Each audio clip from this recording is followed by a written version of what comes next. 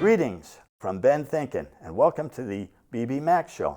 Brenda's not here today, but she will be soon, I promise. Today it's just me, myself, and I talking about a very important experiment, an ongoing experiment. Now, it was alluded to by President Washington in his first inaugural address. The preservation of the sacred fire of liberty and the destiny of the Republican model of government are justly considered as being staked on the experiment entrusted to the hands of the American people. The experiment entrusted to the hands of the American people, and that's what it is. When they wrote the Constitution, they weren't done. That's not it. We have to work on that generation after generation after generation, entrusted to the American people to work on that. That's what we need to do.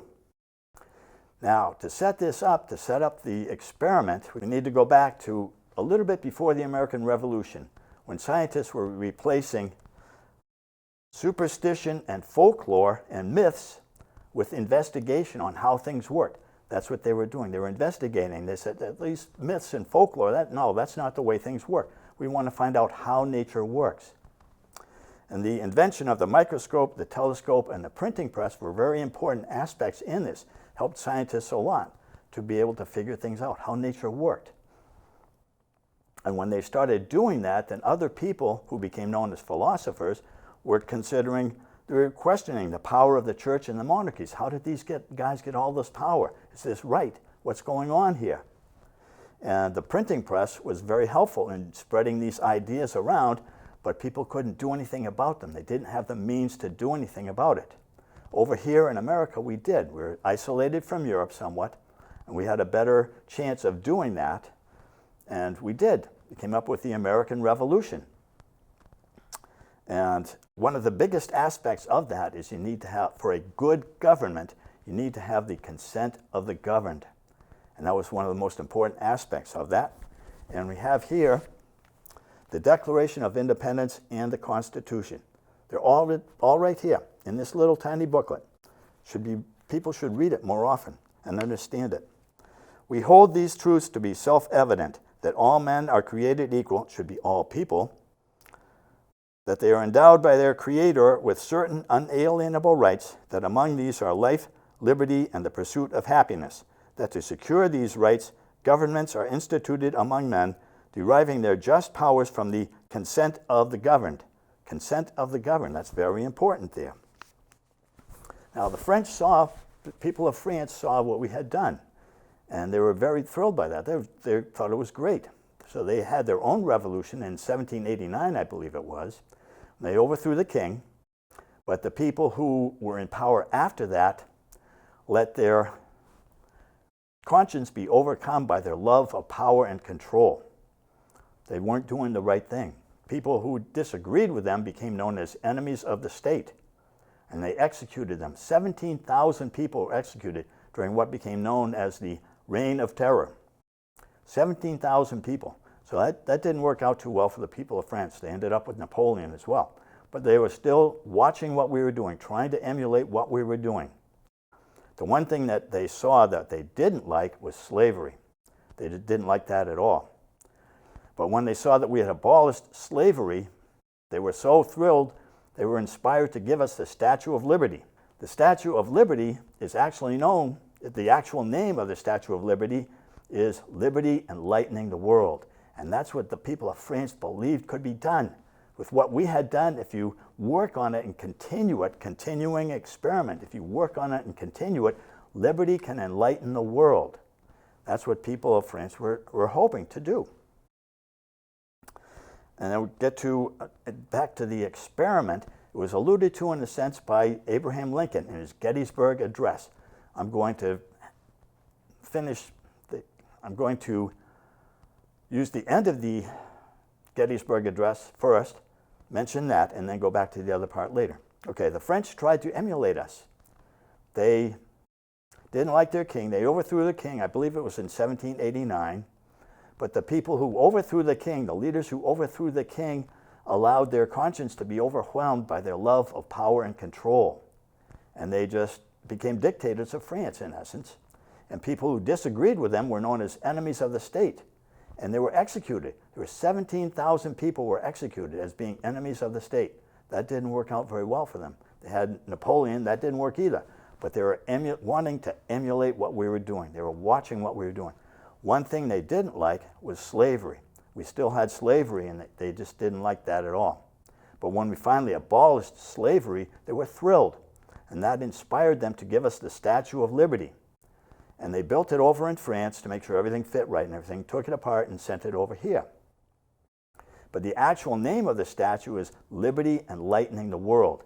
And that's what the people of France saw, that if we continued to work on this ongoing experiment, liberty could enlighten the world. And that's what they were hoping to be able to do with us. Now, I'm going to allude to part of Lincoln's Gettysburg Address, the end part of it first, and then I'll get back to other parts of it later. It is for us, the living, rather, to be dedicated here to the unfinished work, which they who fought here have thus far so nobly advanced. It is rather for us to be here dedicated to the great task remaining before us, that from these honored dead we take increased devotion to that cause for which they gave their last full measure of devotion, that we here highly resolve that these dead shall not have died in vain, that this nation under God shall have a new birth of freedom, and that government of the people, by the people, for the people, shall not perish from this earth. That's what he was alluding to, the great experiment, the ongoing. Let's not have these people sacrifice in vain. We need to do this. We need to do this. Very important. Now, there are some people today that say America is a racist country, an oppressive country, and so on. I don't believe that. I think there are many people that didn't as well, going back in time. Go back in time to World War II. The Tuskegee Airmen, they were black pilots that they had to fight to get into the Air Force. They had to fight to get into the Air Force. The Air Force was discriminating and segregation. They wouldn't let them in.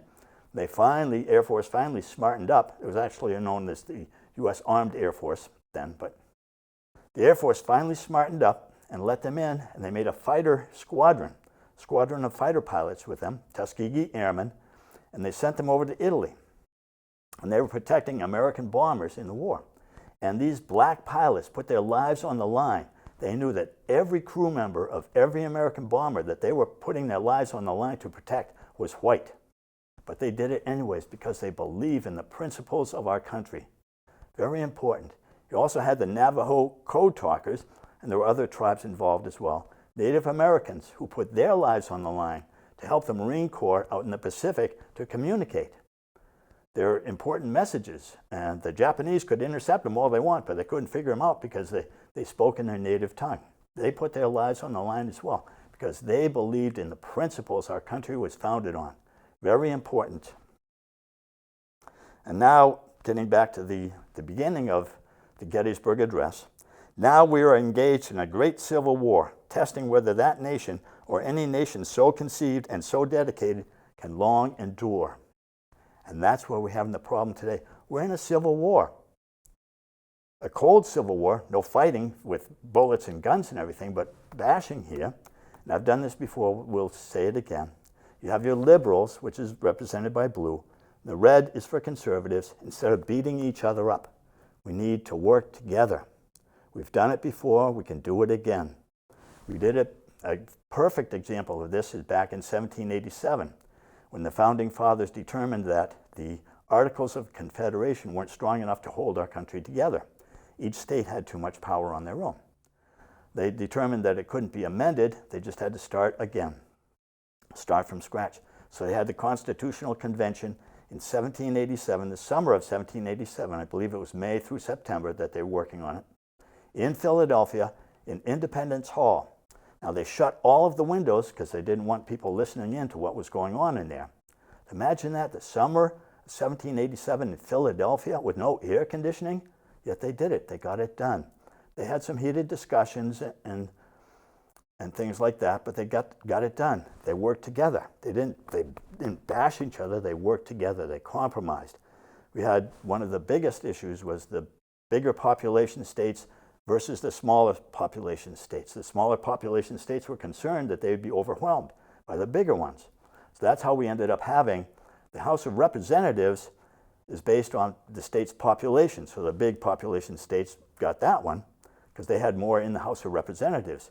But the smaller states won when we had the Senate. Each state, no matter the size of the population, gets two senators.